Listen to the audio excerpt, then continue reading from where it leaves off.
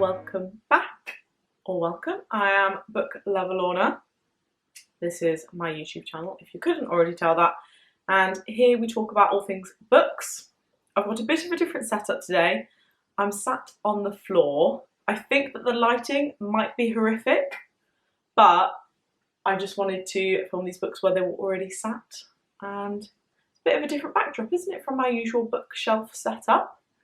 I'm sure I will not be a fan of this and I won't do this again, but you know, what can you do? Well, look at this little ridgy bit. I've got a little dress on underneath, and the sleeves obviously are not loving the tight cardi vibes. I've got big old, what they call those shoulder pad things. Anyway, I've got a mug of fruity tea, and I'm ready to talk about, that's my knee by the way, I'm ready to talk about the books that I've read so far during isolation, I would call it, during pandemic, during lockdown. I don't know. I'm still unsure whether I want to call us locked down or not, because we were always allowed to leave the house in the UK, in Wales. But these are the books essentially that I've read during isolation. I'll call it isolation. I've read during isolation. I'm just going to give you a run through of those, which ones I enjoyed the most, which ones didn't really do it for me, which were like most appropriate for the time being or kind of distracted my mind. So I'll give you a run through of those, and if you enjoy, please do like and subscribe, and let me know down below if you've read any of these books, what your thoughts were, you know, if they're on your TBR, if you've got it on your shelf and you're ready and raring to pick it up, then do let me know in the comments section. Without further ado, I shall start going through my books. We'll go forwards through the month. Can you see the bottom book? Oh, I struggled to get my whole head and this bookshelf in the shot.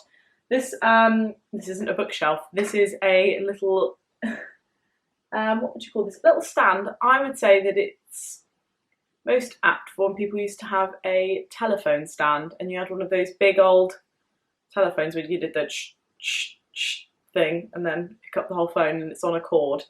This is my friend's. She's moved in with me for a while, somewhere to stay, and this is her table, which we picked up in a charity shop, a British Heart Foundation charity shop, and it actually looks quite nice in my lounge. So it's a shame that when she moves out she'll be taking that one with her. So it's just been putting my books as I read them on this shelf, just so I can kind of see them and be like, oh, look at what I've read during like this stay-at-home period. It makes me feel like I've achieved quite a lot, even though, well, I mean I have, because I finished my degree, but in my mind reading is like way above uni. That's bad, never mind. I do put a lot more effort into uni than I do into reading probably though. So the first book that I read during the official kind of stay-at-home period, I did read a few books in the week before it officially kind of happened, when I was staying at home more, just because I was like, oh, don't really know if I want to be going to the gym at the moment. So instead of that, I did read a few more books in the week before, but this was like the official start period. So first of all, I read Am I Normal Yet by Holly Bourne, which is part of the Spinster Club series. Then I read The Five by Hallie Rubin. That book I think everyone should read. So it's about the women who were killed by Jack the Ripper. So it doesn't focus on him at all, because we all know so much about him but nothing about his victims. So he's, you know, glorified in a sense, and that's all we know. As very interesting into like what happened in their lives up until the time that they died. So it's like from their birth essentially to their death. It's very interesting, and I would definitely recommend that book to people. I've done a video on that actually, a little review. I'll see if I can try and get the link to that to come up if you want to watch that one. Then I finished the I Heart series by Lindsay Kelp, which was, I mean, I feel a bit lost now. I don't know what I'm supposed to do now that I finished the I Heart series and I've no longer got Angela and Jenny in my life. I don't know. So I finished that one. Then I've read a Twisted Tales book while we've been in isolation. I'm going to stumble every time I have to say a particular word because I don't know which one to choose. We've got A Whole New World, which is the Aladdin Twisted Tales one. I wouldn't necessarily say that it's the best Twisted Tales book that I've read, but it wasn't the worst either by far. So my favourite one is A Tale as Old as Time, which is Beauty and the Beast one. It wasn't at all what I expected for Twisted Tales. It was a bit, I mean, no one will agree with me because I'm a scaredy cat, but a bit scary in places, which, I mean, I am sensitive. So it was a bit scary for me in places.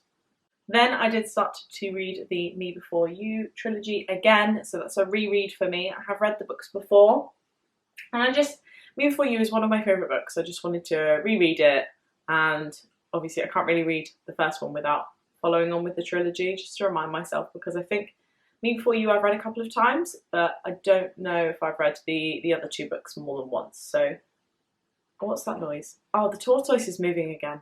It hears me speak. Oh, it's such an itchy nose. I do apologise. It's hay fever season.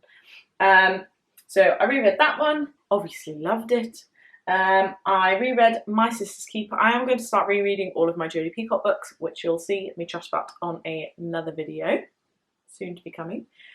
So I reread My Sister's Keeper because I saw this girl on a Facebook group who was like, we're going to do a book club and this is the book of the month. So I was like, I'll read it. And then she disappeared, and I think the account disappeared too. So maybe she changed her mind, maybe she just wasn't feeling it anymore, feeling the vibe. But that's okay, because I reread it and I did enjoy it quite a lot. Then I read Moon Over Soho by Ben Aranovich, which is the second book in the Rivers of London book series. I won't be reading any more of those. Didn't like it. I couldn't get into it. So I've got the first 3 of those books, so I'll give them to charity or see if my grandma likes them, because they're more her kind of books than mine. So that's probably my worst book of isolation, Moon Over Soho. It's just not my style. It's not a bad book, it's just not for me. It doesn't really do anything for me, the story. The kind of, I'm not really a mystical kind of, because it's like a crime magic sort of thing. So I guess like a crime Harry Potter, but obviously nowhere got the backing and the films and everything like Harry Potter does. So it's just not for me. It's just not for me. Then I read the next Jojo Moyes Me Before You book, which is After You. I did do a video last week about rereading the trilogy, so I will link that if you want to have a little watch of that one. Then I went on to Jodie Peacock, The Storyteller. So this was my last Jodie Peacock book to read. Really, really enjoyed that one. I like that one a lot. I definitely recommend it. Then I was obviously in a rush to finish the Me Before You trilogy, sorry. So I read Still Me by Jojo Moyes as my last Me Before You book. And then I don't know if you can see this one. I've got Cottage by the Sea by Holly Marten. Absolutely love Holly Marten. So this was the first of her books that I've read during isolation, and I just loved it. It's so nice. Such a nice book. So I've been ordering some of her books so that I can read more of them. I'm definitely going to read at least one of hers a month now until I've read them all, basically. But I do have a lot of ordering to do. I think I've got about 2 or 3 that are unread at the moment on my shelves. She's got a lot more. She's got loads of books. She's got loads more than I've got. And then I've got 1 or 2 on order. I think 1 on order from my local bookstore. I've done an order with them of 3 books, I think, but one of them is not in stock at the moment. So it's the Why I'm No Longer Talking to White People About Race book, which is out of stock. So I think the publishers are reprinting it, probably with like a foreword or something. Maybe they're making different covers, I don't know, which will make it a bit more apt for everything that's been going on recently. I'm not sure, but I said to the bookshop that I'm happy to wait until all 3 of the books that I've ordered are in stock and then save them all at once, because it's a bit more economical, you know, having like the postage and everything like that. Just makes it a little bit more sustainable if you can make packages into 1 rather than 2. And then actually these hardbacks here I will have read in and amongst these, but I couldn't put them in order because they're too big. They're too big and bulky, so I had to put them at the top. They just would have looked a bit weird. I prefer it looking like this. So I've also read Eve of Man by Tom and Giovanna Fletcher, ready for the release of The Evolution. I think I actually read that one. So I reread Eve of Man. I reread Eve of Man.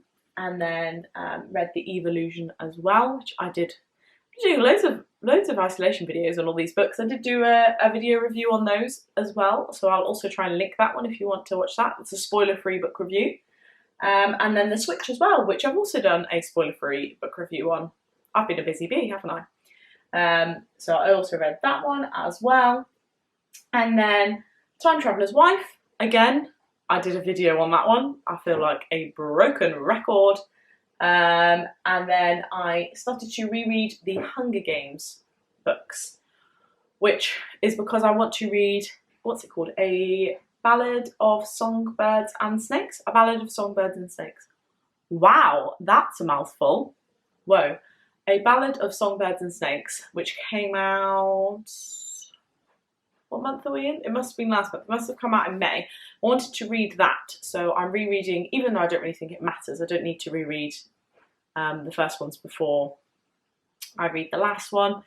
I just wanted a bit of a refresher because I read them on my Kindle when I was a teenager, and I just thought, to be quite honest with you, couldn't remember really what happened in the second and third book.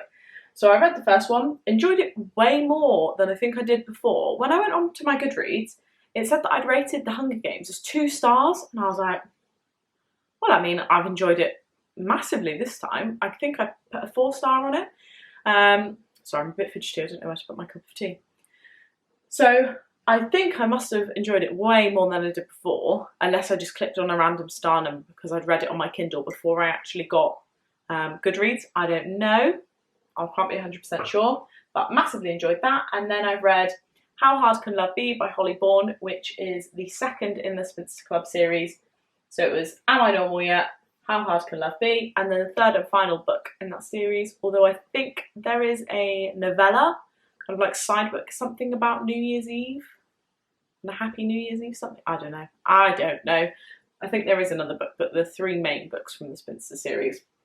I also read What's a Girl Got to Do, and then underneath here, in between those 2 Holly Bourne books, I did also read The Staycation by Michelle Gorman. And I think that was the first book that I read this month, What's a Girl Got to Do. I'm currently reading Catching Fire, so the second Hunger Games book, which I am hugely enjoying. I think I'm probably going to finish that one today, get that one over and finished. And what am I moving on to next? You know, I don't know. I've got quite a few. I've got my book pile ready. I've got a Holly Marten book this month. I think The Hunting Party is on this month's books. The 1+1 by Jojo Moyes, A Big Boy.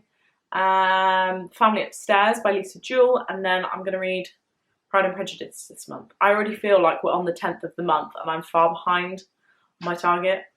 That's what happens when you help people move house, isn't it? My friend moved in. I just didn't read for a couple of days. So hey ho, it's fine though. I'll get some reading done, get on top of my target, and add to this, shall we? I think what I might do now is put all of these books back on my shelf because I don't really want to make it any taller. I feel like it will just look unsightly. Although I don't know how books can look unsightly, but it will get a bit tall next to the TV. So probably put all these back on my shelves and then start a new little pile. And also there are lots of gaps on my bookshelves and it's kind of upsetting me because it's just not aesthetically pleasing because all of the books are here. So, you know, that can be easily solved, can't it? This is something that I can solve in life. Shouldn't be an issue that I'm worried about. Okay, and I think that is all that I have to say today. So those are the books that I've read in isolation so far. A lot compared to some people, nothing compared to others. I mean, I know some bookworms that I follow on Instagram, they're already on book like 167 of the year, like that kind of thing. I can't read that much because they just read all day, and I have other hobbies and stuff as well. I wish I could read that much during the day, but I just get too distracted and I can't concentrate for that long. Wish I was one of those bookworms that could read like that much. Can you imagine if they're on like 160 now? By the end of the year, they'll have read like 300 books. And there's my measly 50 on my Goodreads target, which I think I will hit this year. I'll go past this year. Fingers crossed. Cross everything for me, please. So thank you very much for watching. Like I said, let me know down below if you've read any of these or you're planning on doing it. Let me know your thoughts and everything. And I do apologise if the quality of this video has been subpar. I just didn't know how to do it, but still get my table in. I mean, I've got an aloe plant, although it's got a stick because it's a bit wobbly. I've had to do a bit of a scaffolding situation, and this one too. And you've got all of the glare from my fire behind me. Never mind. It's fine.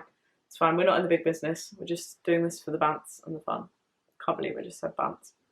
Anywho, thank you very much for watching. Enjoy the rest of your day and happy reading. See you soon. Bye.